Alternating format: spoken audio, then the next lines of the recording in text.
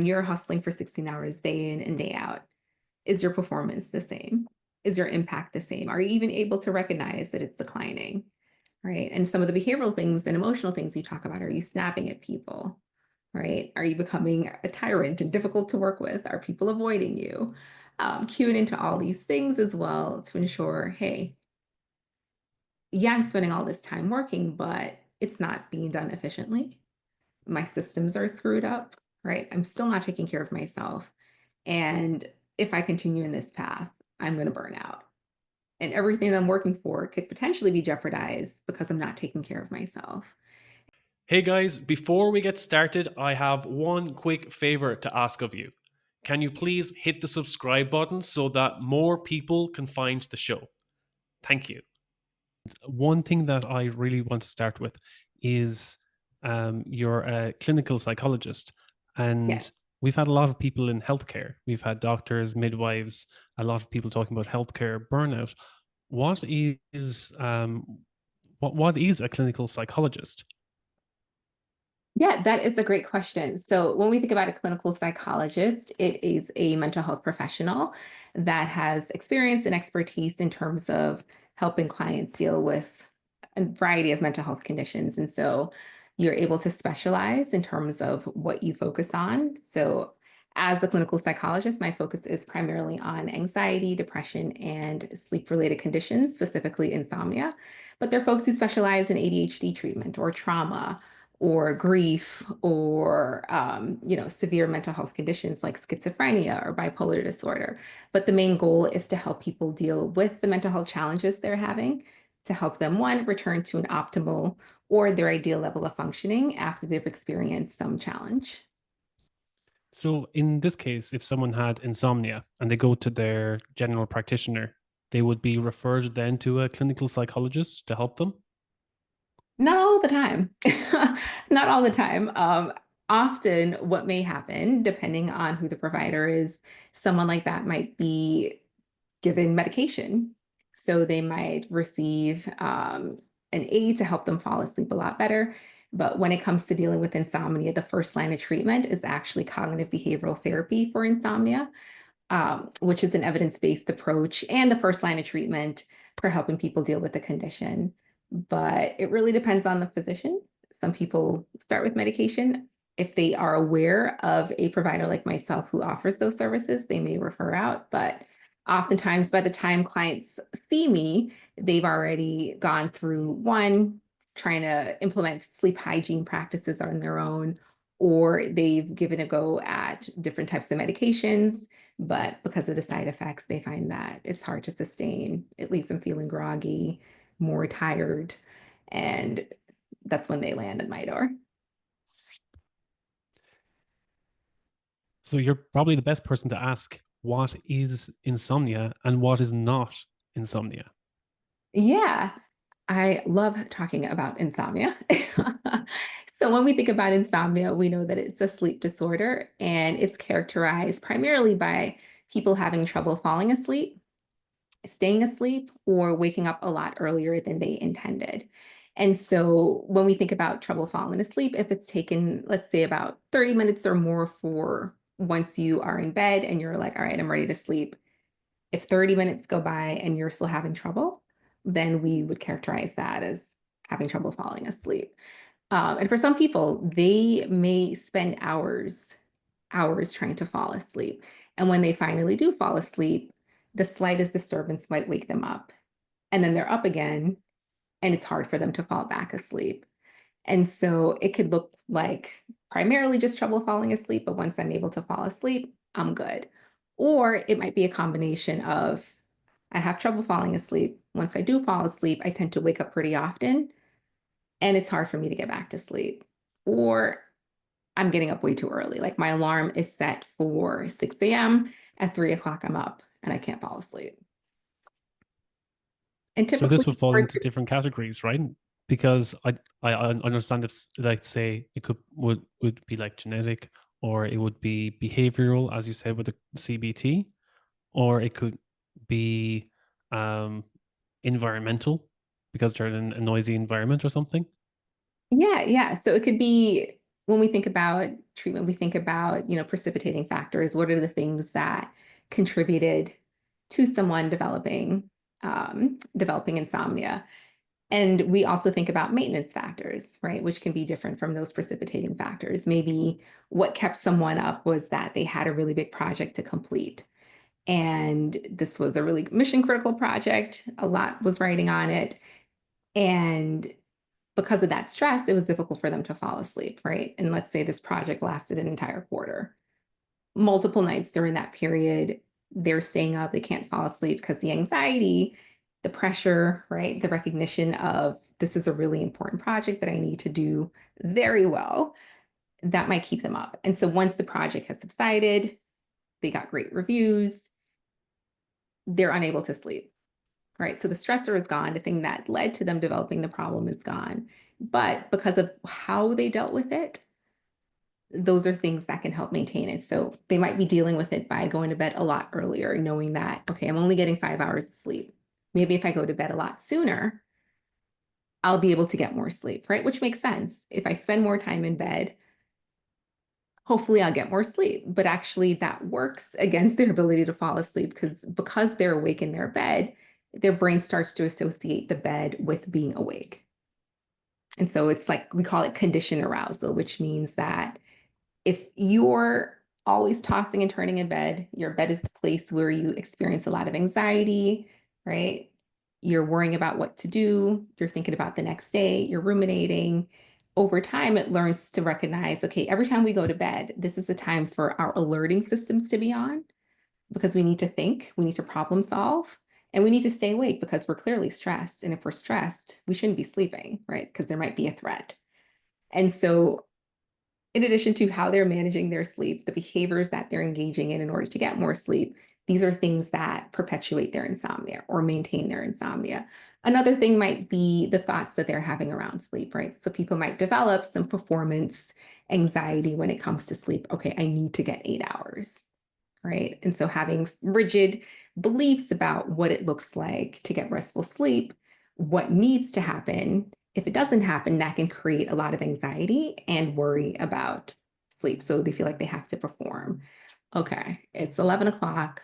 I'm trying to get 8 hours, but I need to be up. Am I going to be able to fall asleep? If I can't fall asleep, what does that mean for my performance the next day? What does that mean for my ability to show up the next day? And that anxiety keeps them awake, even though they want to perform well for sleep. So that would be like the cognitive component. And then we think about the environment as well. Are there things in their environment that might be interfering with their sleep? And so are there loud noises? Are they exposing themselves to bright lights before bed?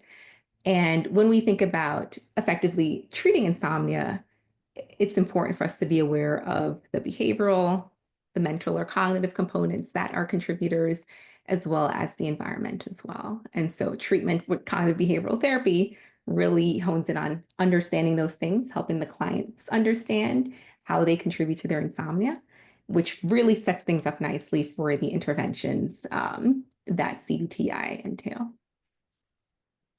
So, as you said, people go through rounds of medication and things before they seek out CBT or clinical psychologists to address insomnia.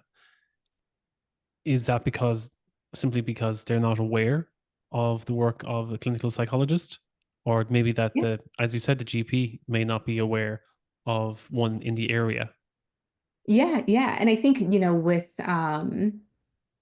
the increased practice of like teletherapy, that's beginning to change. I think there's a lot of awareness around CBTI because some clients now are actually coming saying, hey, I'm looking for a CBTI practitioner. They're aware of the directories that are in place. But I think there's certainly a shift that's happening, but a lot of people still aren't necessarily aware of that they're mental health providers that can help support them in that capacity.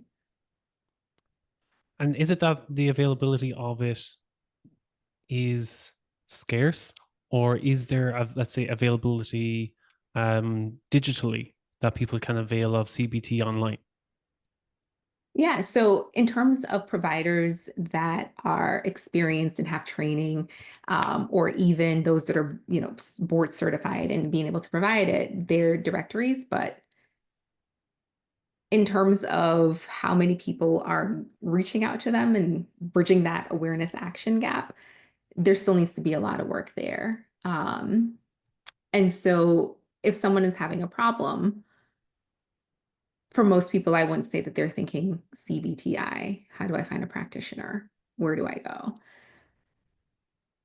Oftentimes, if they do have it, another piece to consider is that they may not be aware that it's something that's treatable, other than trying like, different hacks or going to the pharmacy and getting something over the counter. And so I think that's another factor because sometimes I see clients coming to me with challenges, around their mood. So they're feeling really depressed or they're experiencing a lot of worry that's, becoming really debilitating and affecting their ability to show up at work, right? To be a good spouse, a good partner, a good parent.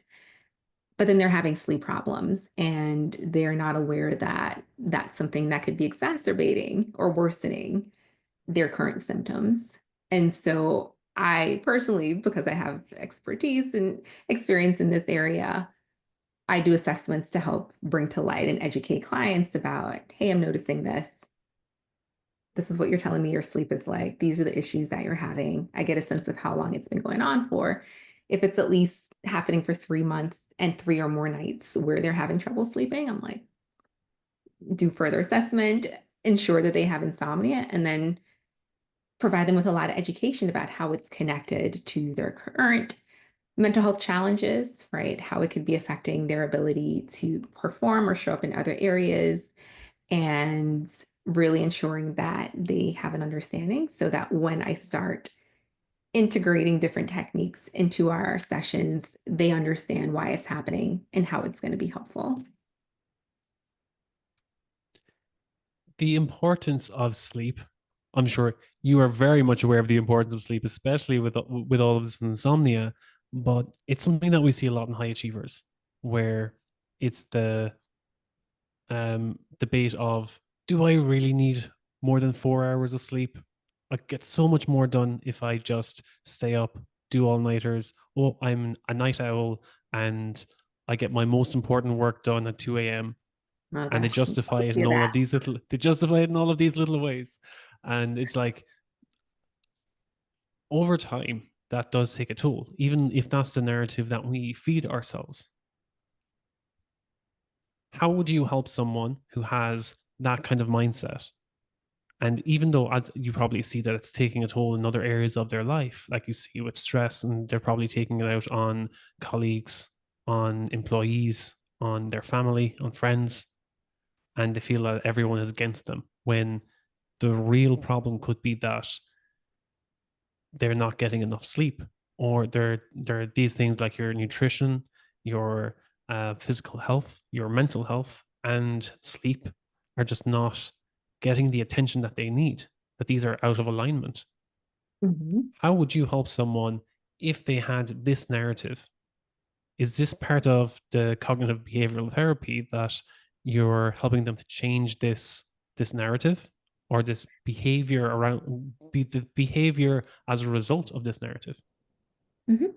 Yeah. So when we think about cognitive behavioral therapy, one of the core aspects of it is recognizing that how we think affects how we feel, right?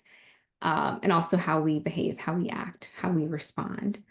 And if a client is coming to me and they're looking to get help around a certain aspect, there needs to be, at least from the way I practice, um, they're ready and willing to change. Now, there's some people who may not be, and you might facilitate them in coming to that place where they're less ambivalent about wanting to change. But for the most part, the clients that I typically work with recognize they have a problem and they want to change. Not to say that other providers don't, but just in terms of where I tend to focus. But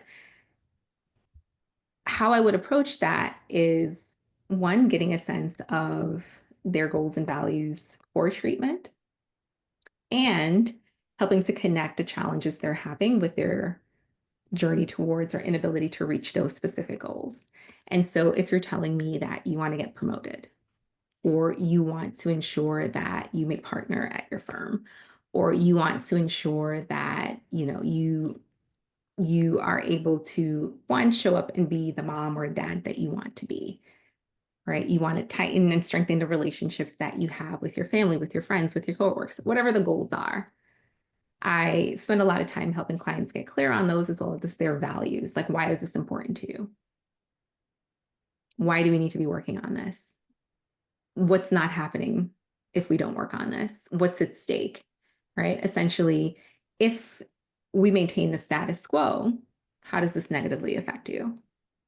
And starting from that place really helps to position not just me, but them to understand, okay, this is what's important. This is the gap that currently exists, right? Where what's important to me and how I want to be living, they're completely misaligned. And for someone who feels like, all right, I need to sacrifice sleep, well, okay, you mentioned that this is important to me, all right? And an example I can give is you mentioned that, let's use someone who is trying to get promoted um, to VP, right, at their organization. And they're like, being successful in my career is really, really important. And in order for me to feel successful, I need to get promoted, right? That for me is the next rung on the ladder that I want to accomplish. And so it's, well, if you want to become VP, how is your lack of sleep either facilitating or impairing that? And they might say, like you said, like, well, if I'm sleeping 4 hours a night, then I'm able to work harder. Okay, let's say that you're doing this. How long do you plan to do this? And what are the consequences going to be? Drawn from your own experience. What happens when you are sleeping for 4 hours consistently? Are there notable changes in your performance, your emotions, how you take care of yourself? And if there are, what if we continue to operate in this way? How is that going to allow you to live in line with your values and accomplish your goals?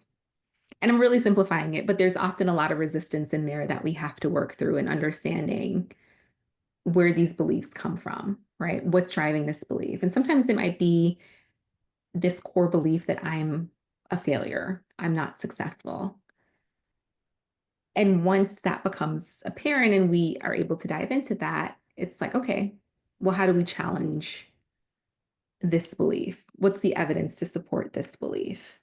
Right? Because if someone's feeling like they're a failure and they're working extra hard and spending extra time and going above and beyond consistently to the point where they might be burning themselves out, right? It's to help them understand and reframe this belief about themselves so that when they do show up for work, they're not showing up from a place of, I need to prove to everyone that I'm not a failure. I need to prove to everyone that I'm actually worthy of being here, that I can bring value. And so the work becomes a lot deeper in not just understanding why they need to change and improving their sleep, but what's driving that, right? Over and beyond the behaviors that led to that. Yeah, because we see this a lot, especially in leaders who feel that they need to oversee everything. They need to be seen as setting the example and working intensely and working long hours, often with good intentions, but at their own expense. And as you said, cutting the sleep and being like, oh, I need to be more productive. And this all comes from that narrative, as you said, of not feeling good enough or feeling like a failure or feeling like someone is going to catch me out. Someone is going to find that I'm an imposter, Mm-hmm. that I don't have the experience or the authority that I think I do. And as a result of showing up that way, people can feel that energy. They can feel that the stress and everything just kind of emanates from your pores. Whereas if you reframe it, and I've done this with people, helping them to reframe it from, instead of sleeping for 4 hours and trying to work at 16 hours to be productive, change it to, but what if I did get 8 hours of sleep? And I also made time in my day to spend time with friends, spend time with family, or even just spend time alone with myself and do something that I enjoy. And I'm still able to get the same amount of work done in 4 or 6 hours. What would that feel Yeah. like? would I show up more confident and powerful in myself and for others and show up as a better leader if I could show them that they don't need to do a 16-hour day, they could do a 7 or 8 hour day and still feel Mhm. this great. And that sounds impossible for the person who wants to hustle and grind and do a 16-hour day. But as soon as you present them, rather than trying to do 16 hours a day and make a couple of grand, it's like, how about you work less and still make as much? What would have to change? So it's putting in healthy behaviors and making them enjoy the process and saying that you don't need to do 16 hours. 16 hours makes you look like you're being busy, that you're struggling. But if you could systemize it and do it in shorter or structured amount of time, what will that look like? Yeah, 100%, 100%. And also helping them to uncover this belief that all those 16 hours is spent with them working optimally. Like, is that really the case, right? When you're hustling for 16 hours day in and day out, is your performance the same?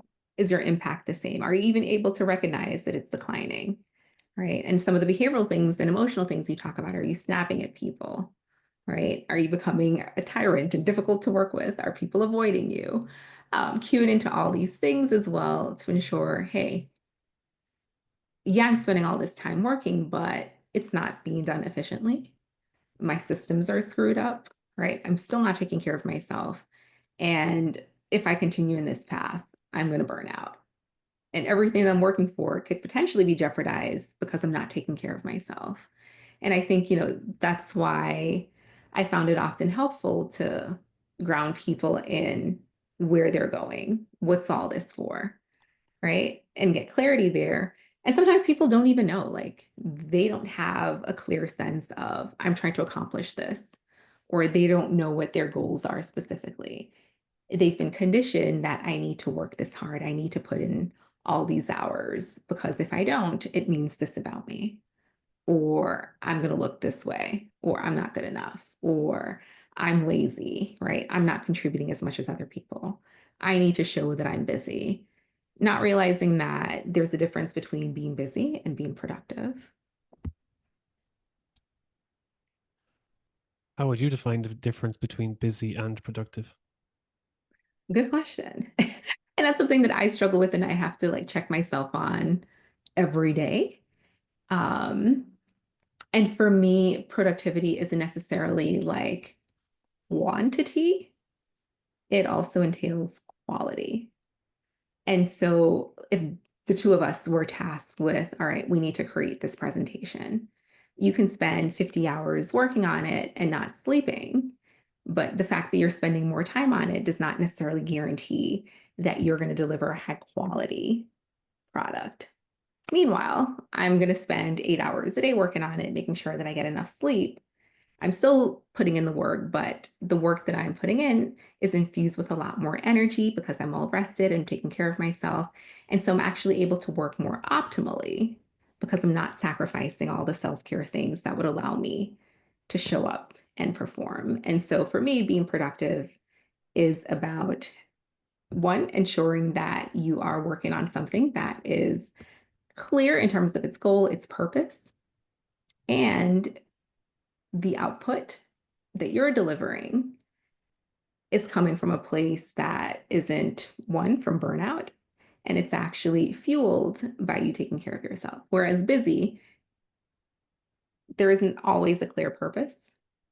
The quality and quantity of the work could be unbalanced, and you're simply just working for the sake of working. And I think it's so easy for us to prioritize being busy over productive because being busy often looks better. Yeah, even in my own experience in the workplace, I hadn't been in corporate for most of my career. I only got into really being in an office environment in the last 2 years, and I was always focused on outcomes. Outcomes is what got me. Being a high achiever, I always focus on outcomes, and when I would sit down and I'd see someone next to me trying to get through 8 hours of the day, just categorizing their emails and trying to look busy, that would drive me insane. Just looking at them being like, how could you do 8 hours of categorizing emails? Whereas for me, if I want to find an email, I search a keyword. I don't organize anything. It's like it just feels like wasted time to me. I could be Yeah. focusing on other things that I feel are much higher priority than categorizing 1,000 emails. Whereas they say, "Oh, but this looks busy and looks like I'm doing something. So if someone approaches me, I'm not idle." Whereas my mind just ignites and is like, what else could I be doing that in the future, maybe prepare a presentation, prepare training, prepare something else that my mind just lights up and goes, I could be doing so many other things than categorizing emails. So I wonder, is there a certain narrative or mindset that people prefer to stay in that busy rather than the productive? Is there, let's say, a trigger or a dopamine hit from being busy that is different to the person who might be triggered by trying to be productive all the time? Yeah, and I can't speak to the neuroscience specifically of that, but one of the things that just having worked with a number of clients, when they think about what productive looks like, there needs to be a shift. And oftentimes when we think about shifting, there's change involved. And there's a lot of satisfaction and safety and security that comes from doing things what we know is like a guaranteed outcome. There's less risk involved. And so if I'm spending a lot of my time doing easy, simple, non-challenging work, that is rewarding in the sense that I know what the outcome is going to be. There's satisfaction from that, right? Often, I think a good way to think about it is, for me, I love watching Big Bang Theory.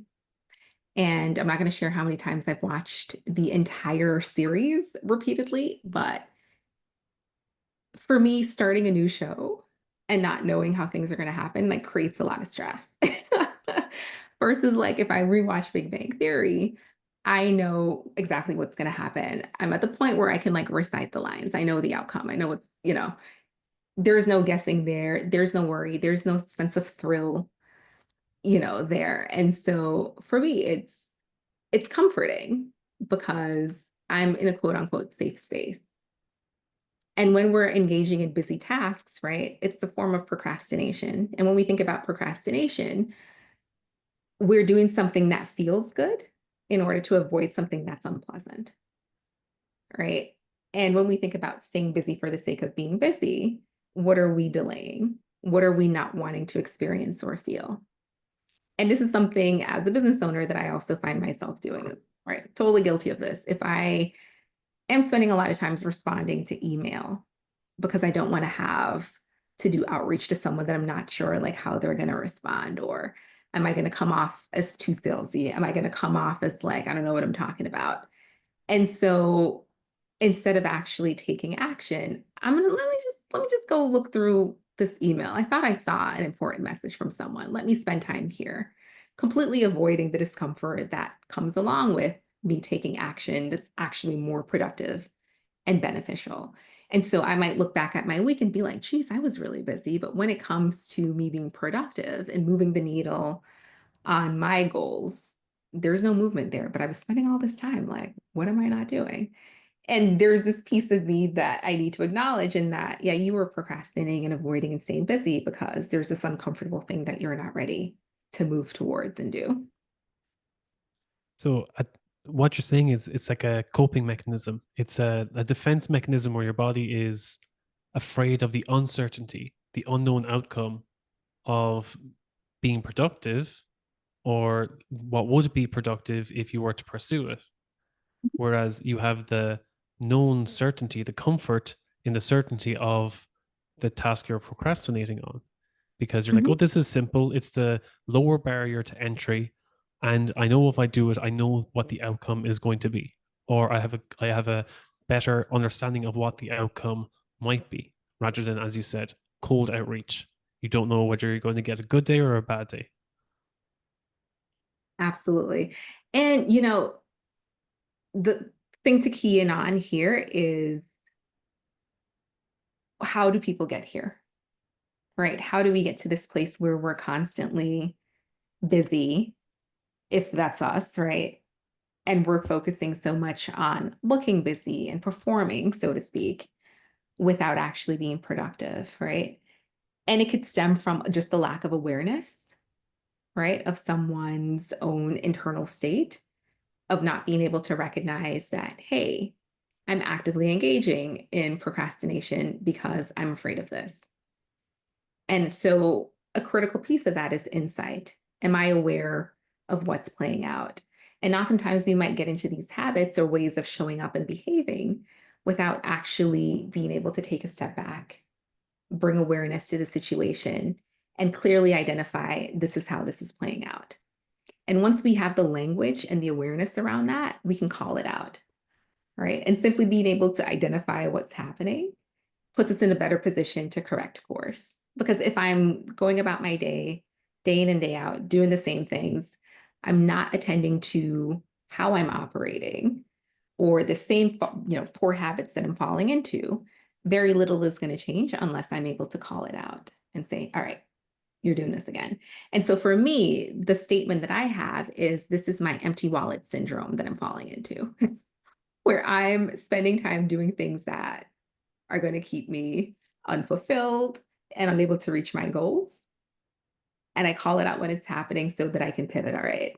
If you're engaging in empty wallet syndrome behaviors, what are things that you need to do that are complete opposite of that? And having clarity about what those steps look like so that I can take action and simply move from being aware to actually changing my behaviors. Because the awareness piece is important, but it's often not enough for us to correct course and improve the bad habits that we have. Yes, I love that because like one of my first pillars is always self-awareness.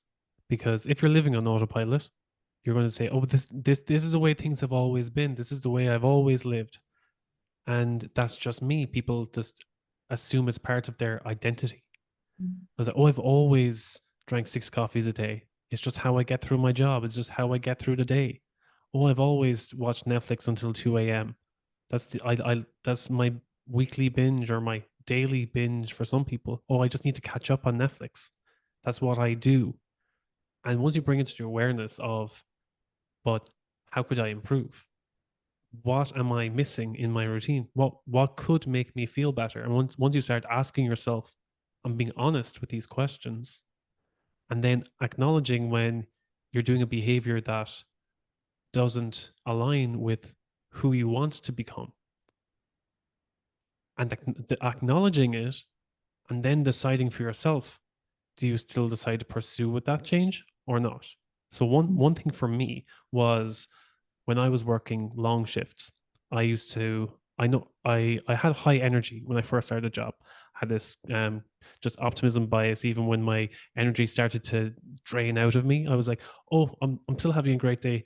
And I don't want to let anyone know that my energy levels are dropping because I need to stay high spirited and high energy for everyone to see, well, Eugene's a shining example of this energetic, motivated guy who's always going to get the work done.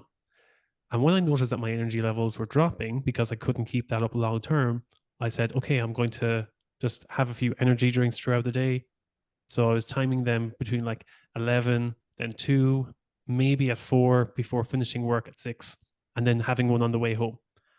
And I realized that it was no longer having an effect. So the next thing I did was I got a tub of pre workout and I was dry scooping that as well throughout the day to get more energy. And then I realized that it was no longer having any effect. I was completely desensitized to caffeine. And I realized this is no longer serving me. It can only be affecting my health because it's not giving me any more energy. And the change that I made was I started diluting the can of Monster with water. So I would go one part Monster to 1 part water. And once I get to halfway down the can, I'd fill it up with water again.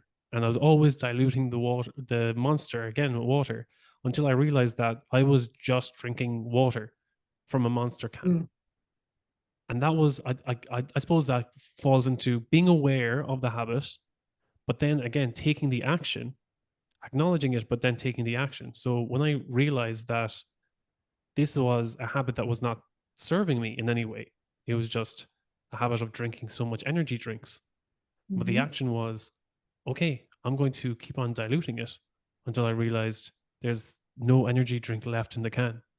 This is literally a can of water. The habit was drinking from the can and assuming that was what I needed to get through my day. I love that. I love that. Yeah, and without that awareness, I think sometimes we're just flying blind, right?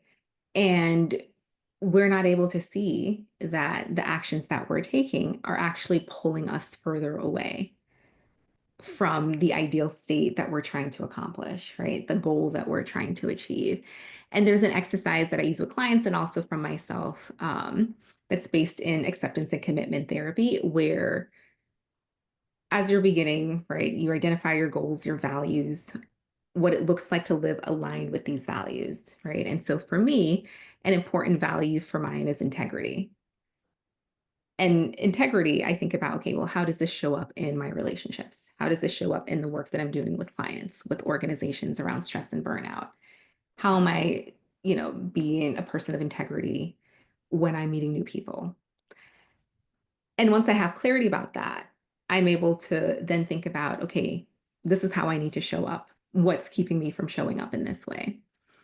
And I think when we're intentional about ensuring that we're living aligned with our values, it becomes easier for us to determine if we're moving in the direction of our values and living in line with them, and if we're not.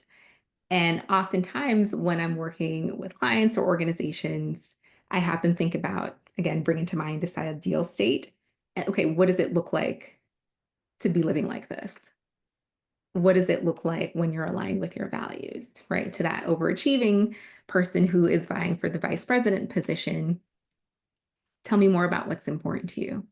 What are the actions that would signal to you and to someone else that you're aligned with this value of success? And then when we think about the habits and behaviors you're engaging in currently, are they pulling you closer to what you've identified in terms of living aligned with your values, or are they pulling you further away? And so you're at a choice point. What do I need to change or address in order to take more action in the right direction? But unless they're aware of and they're clear about what's important, what their goals are, why they're pursuing it, what it looks like to be aligned with those values and goals, it's going to be difficult for them to make a shift. And so, for me, one of the core things that I infuse in the work that I do personally, professionally, is just this idea of being intentional. Because oftentimes we sit in a space where we feel like we are aware, but that awareness really translates into action. And it takes intention in order for that to happen, right? What do I need to do? What do I need to shift? Who do I need to become? What do I need to let go of? And what does it look like to take action on these things that I've identified? When you brought up integrity, so let's say you have your insight first, as you said, and then you have integrity.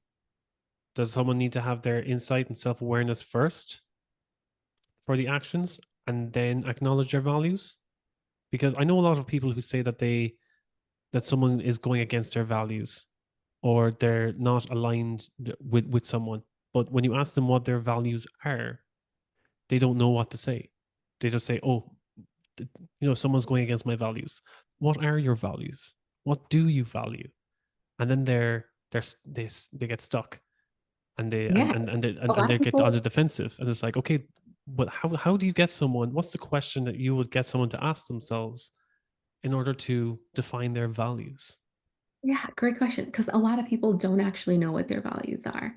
And there's a lot of research that shows that when we're clear on our values, one, we tend to have better mental and physical health, right? We tend to take more goal-oriented actions, and we're better able to stick with our goals if we're clear on what our values are. Because when we're clear on that, we actually tend to set more goals that are aligned with those values.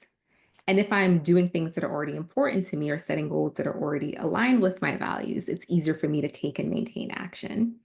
It also shows that just writing about your values for starting 10 minutes a day, effects can be seen months and years later. And so to help people get clear on their values, it starts by, what type of person do you want to be? How do you want to show up? How do you want to treat others, yourself, right? How do you want to show up as a parent, if that's something that's important to them? How do you want to show up as a husband, as a person, as someone who is in this specific role? What are the traits that you want to embody? And that's usually a pretty good starting point. And if people aren't able to identify their values, I might share a list of values and walk them through an exercise where I ask specific questions about, okay, you've identified that integrity is a value or freedom is a value. What does it look like for that value to show up at work? What does it look like for it to show up in your relationships? And usually that gets people honed in on what their values are. And there may be more exercises I'll encourage them to do if they're not able to gain clarity from those questions. But for the most part, when you ask people like, who do you want to be? How do you want to show up? What are the things that or qualities that are important to you? And if not, I might ask them to think about an experience or something that went well, to have them reverse engineer what was the important thing that drove their decision in that moment. I love that because people that burn out a lot of the time don't understand what values they have now. For me, I had very different values when I was 20 years old versus when I was 30 years old. Mhm. And I may have started a role when I was 20 and worked my way up through this role, but never acknowledged that maybe what I valued at 20 is not no longer valid, what no Yeah. longer aligned with what I value at 30. Have I made any changes in my life? Yes, I've definitely made changes in my life over the last 10 years. Okay, maybe my priorities have shifted. Have Mhm. my values shifted from what I've experienced in life? And yes, that doesn't mean I'm not being authentic to myself by having that self awareness and acknowledging that, yes, I have changed over time and I can accept that and be okay with that and acknowledge and accept that and understand that everyone is able to change their values as they go through life, as they gain Yeah. experience. Because I think as well, when you're younger, you get your influence and your values from your parents, from your teachers, from mentors, from your sports coach. And you might look to them for value and insight.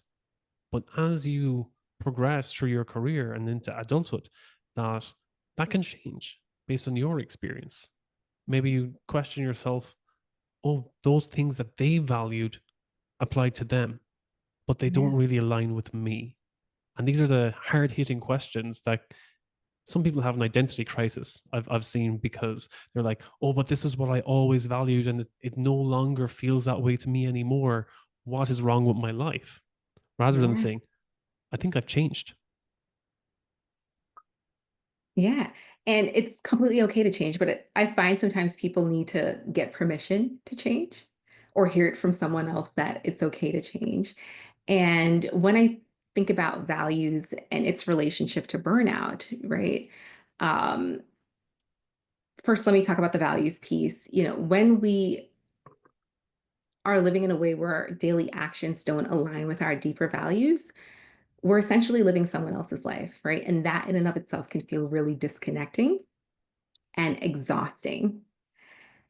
And when we're considering burnout, it's often a signal that we've wandered away from what matters the most to us. And it's so important that people learn to listen to that signal because it's trying to guide them home, right? It's trying to guide them back to what's important, right? And I essentially see values as a North Star, giving us a sense of direction, right? Guiding our actions, guiding our beliefs and our behaviors. And when we think about preventing burnout, it's not just about managing external stressors, it's about regularly auditing the alignment between our values and our actions. And something that I do is I'm on a quarterly basis, sometimes I'm better at doing it than others, on a quarterly basis, I'm evaluating how my work and my life choices are aligning with my values. And when I start to experience a sense of exhaustion or like, oh, I hate doing this now, like I'm not really gaining as much excitement from this particular task, I take a step back and realize, like, well, yeah, like this is not who I am, who I want to be, how I naturally show up. I'm forcing something that isn't necessarily me and isn't the only approach for me to go about achieving the goal that I want to.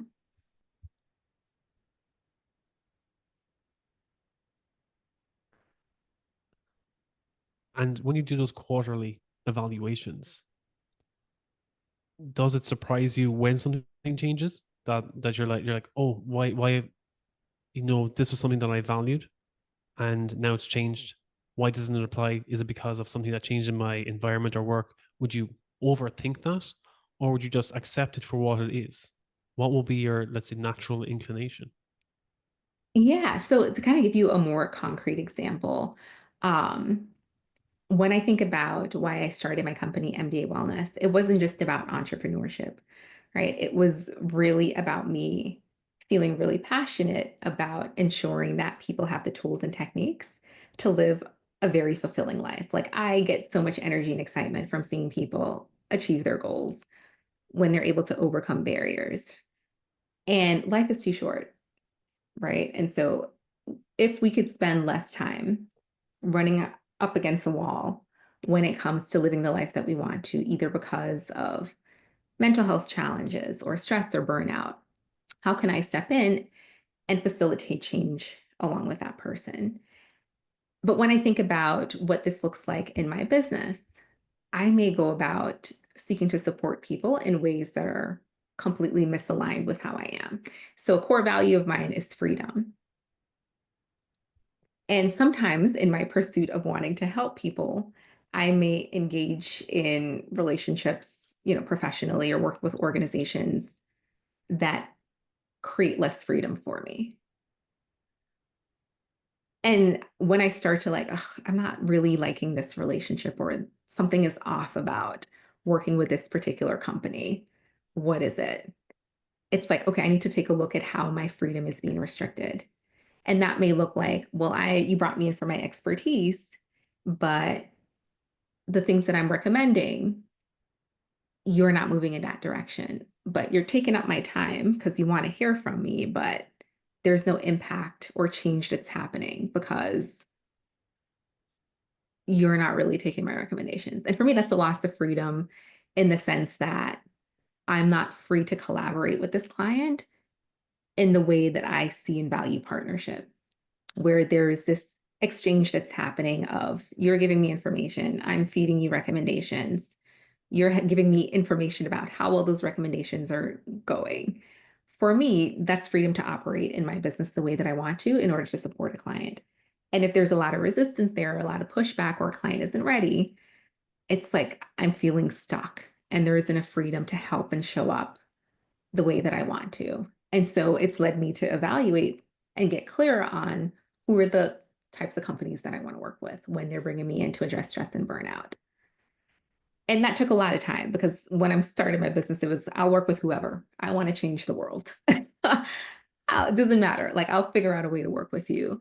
But unless I was able to recognize that there's a misalignment that's happening and this work is becoming exhausting and it's affecting my ability to deliver on the impact that I would want to, if I didn't do that, like I'd probably be burning out constantly.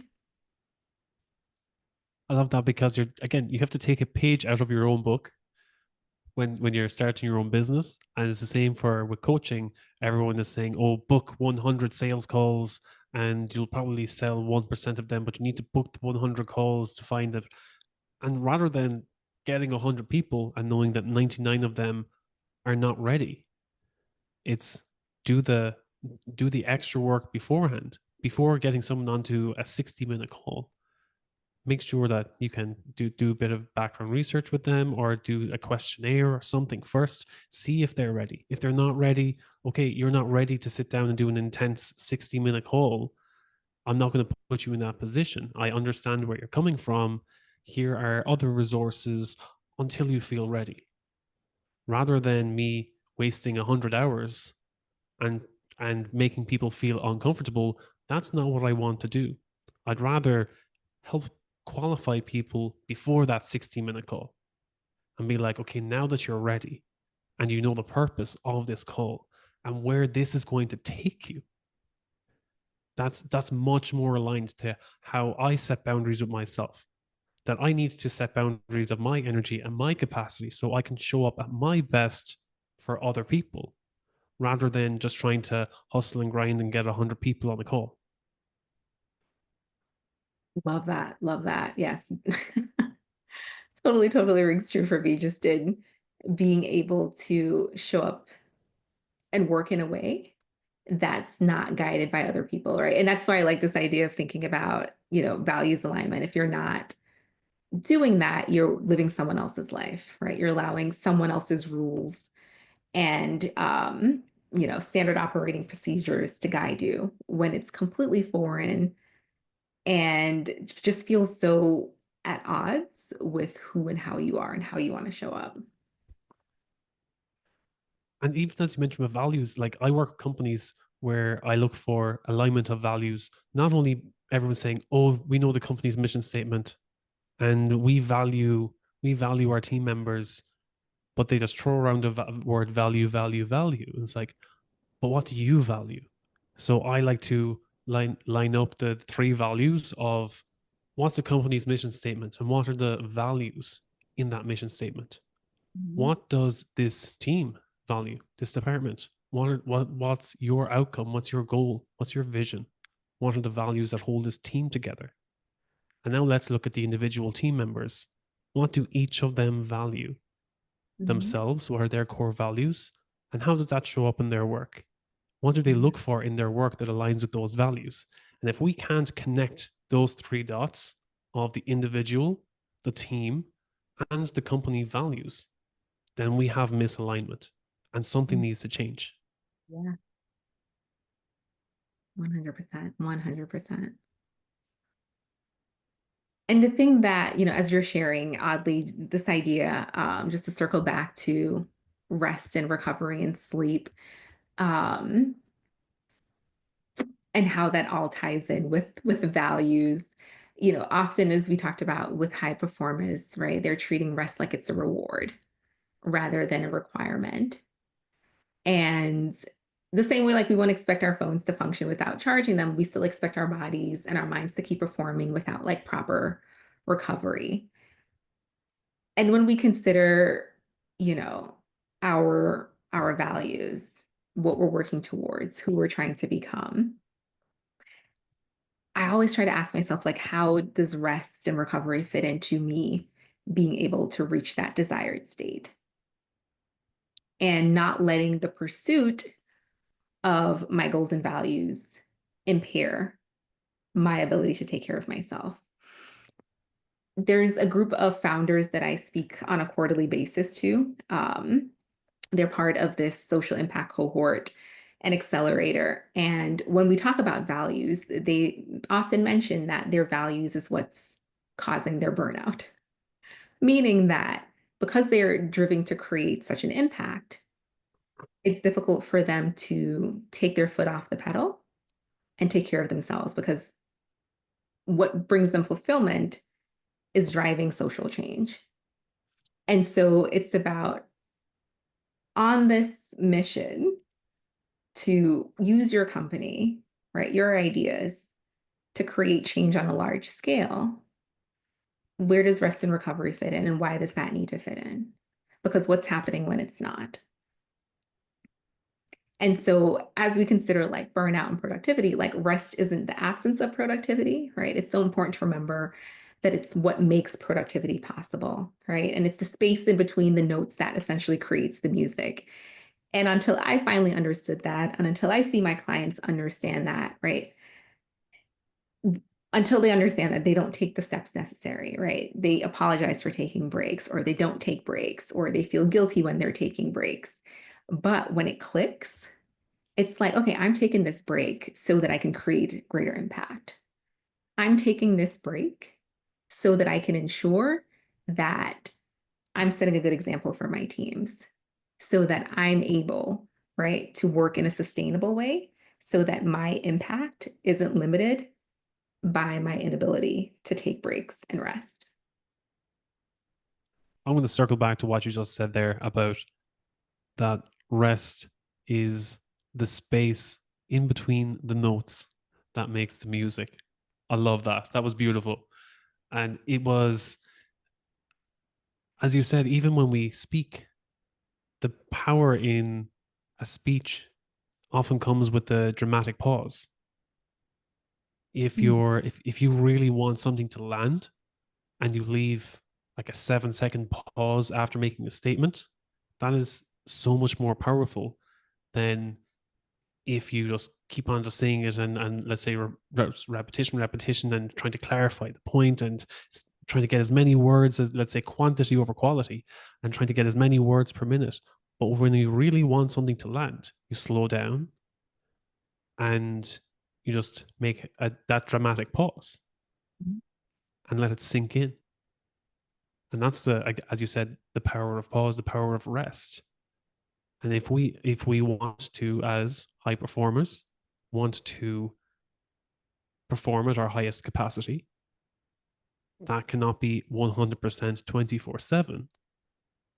But if it's in spurts of productivity of 2 hours, and I'm going to need 8 hours of sleep, but not only sleep, we need active rest also. We need active recovery activities, Yeah. and not just sitting down and binging Netflix for 6 hours, but how do we take care of our bodies in recovery so that we can perform our best when our body requires us, in terms Mhm. of, let's say, doing a sprint or doing intense workshops, or as athletes, as you said, if you need intense rounds of activity, not only do you need the physical health, but you need the mental capacity also.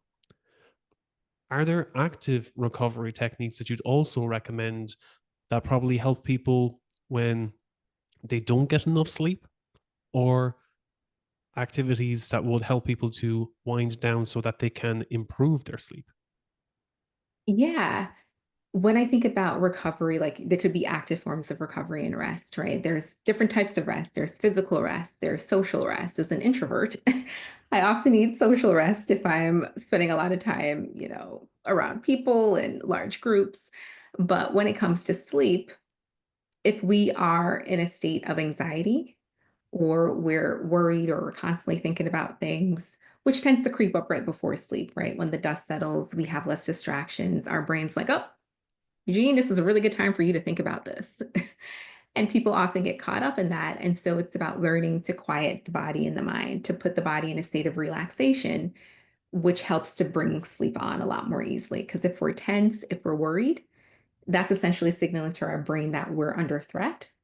And think about it, if you are being chased by a bear or your survival is at risk, your brain is literally thinking, how do we ensure we keep you alive? And the last thing it wants to do is for you to sleep. And our brain doesn't know the difference between you being chased by a bear and you being stressed out because of the things that are occupying your mind. But both scenarios are going to create a sense of heightened alertness and awareness that's going to make it tough to sleep. And so people might find it helpful to engage in breathing exercises like 4-7-8 breathing, doing mindfulness meditation or relaxation session before bedtime. Or they might engage in really what we call turn down routines, right? Or winding down routines at night where maybe they're doing some light stretching or they're listening to music, the lights are low, but essentially preparing the brain and the body for rest, right? And signaling to our brain based on continuously doing this practice that this is the time for us to start to get ready for sleeping. And our brain becomes aware of that, right? If it knows that every night we're going to do a breathing technique and after we do the breathing technique, we fall asleep, it'll get used to that and you start doing it and your brain's like, it's time to sleep. You start to feel tired. So there are a number of things that you can do to create a sense of calm and rest and relaxation in the body to help with facilitating sleep. If someone wanted to, if someone wanted to, if they have insomnia, what other conditions would they contact you about as a clinical psychologist other than insomnia Yeah, so in your practice? if they're dealing with any challenges around anxiety, so dealing with a lot of worries, and worries, we all worry, but to the point where it's affecting their ability to perform, right? Or it's really impairing their ability to take care of their responsibilities, or it's sucking up a lot of their time, or it's creating a lot of distress. More than happy to work with them, as well as clients who are dealing with depression. And in that, the source of the depression can vary. Oftentimes, with the high functioning folks that I see in my practice, it's either because of them not being able to secure an opportunity that they want to, experiencing a loss in a sense, losing their jobs, losing out on a promotion, things that really cause them to question who they are, their identity. And often a lot of these folks create a large sense of themselves from the work that they do. And when a part of that is missing, it creates chaos, right? It creates a disruption that can be really difficult for them to manage. And so those are the three primary things. And of course, folks who are dealing with a lot of stress and burnout. And what's the best way for them to get in touch with you, Marissa? Yeah, so they can reach out to me on LinkedIn, Marissa Alert, or they can reach out to me via my website, so www.drmalert.com, so Dr. Malert. And for corporate clients who are looking for opportunities to partner to address stress and burnout in their organizations by implementing sustainable solutions, they can reach me at mdawellness.com.